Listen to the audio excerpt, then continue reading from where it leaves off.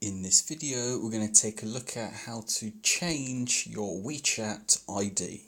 So when you're logged into Wechat, all you need to do is click on Me, which is in the bottom right hand corner, and then we want to click on Settings, and then after that we want to click on Account Security. Can't read.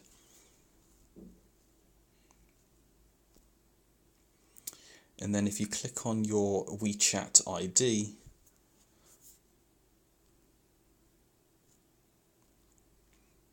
so this is where you're going to have the option to change your Wechat ID. So I changed it to Simeon YouTube, and then just click Save button.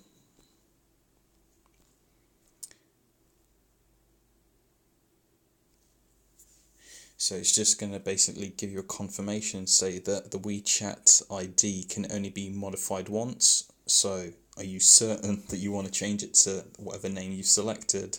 If you're happy with it, click OK. If you want to go back and change it, just click Cancel. And when you get this page here, it basically says your Wechat ID has been set to your new ID, which in my case is Simeon YouTube. That's it, all done.